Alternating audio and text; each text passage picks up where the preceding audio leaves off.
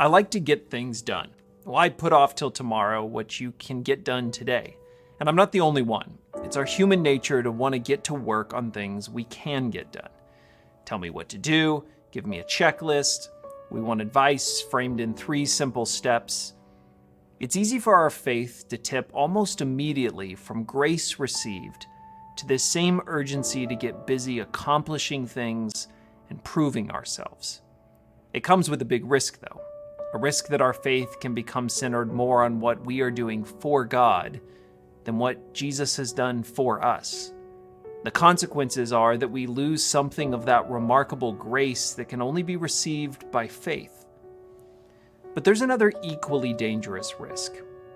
It is possible that our sense of grace can become cheap and disconnected from the way we live.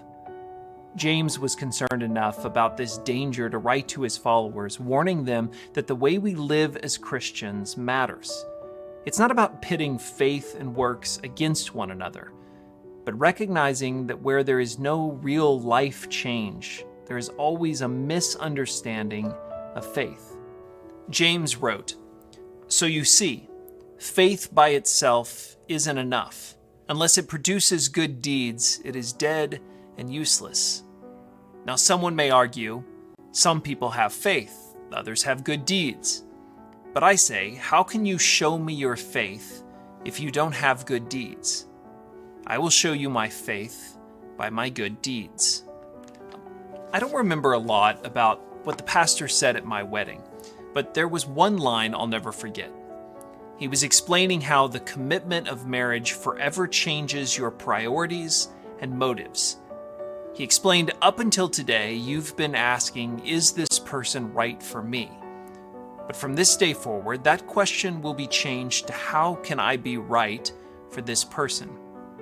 What he was explaining was the way marriage can change our identity, our motives, and the way we act.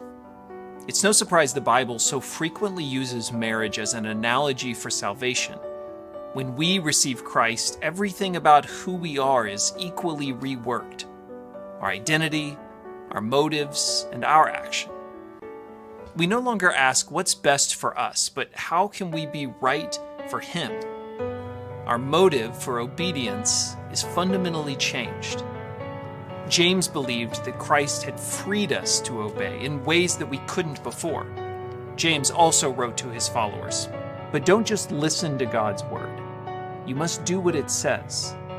Otherwise, you are only fooling yourselves. If you look carefully into the perfect law that sets you free, and if you do what it says and don't forget what you heard, then God will bless you for doing it."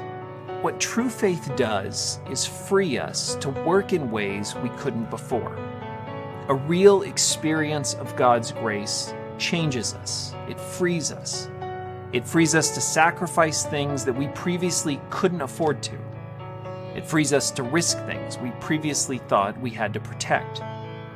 Not only are our hearts moved to obey, but we find a new courage to. Our good deeds are not about proving ourselves. They're about proving the goodness of God and demonstrating our hope and confidence in Him. Faith and works belong together. We are saved by faith alone, but it is through obedience that we demonstrate to the world that we have been forever changed. We are a new creation, dead to sin and alive to righteousness. And James was finally right. To obey is not a curse or a burden, but a blessing. Difficult and often our emotions and desires lead us astray, but to live into the life He ordained and created for us is the greatest blessing of all. Listen.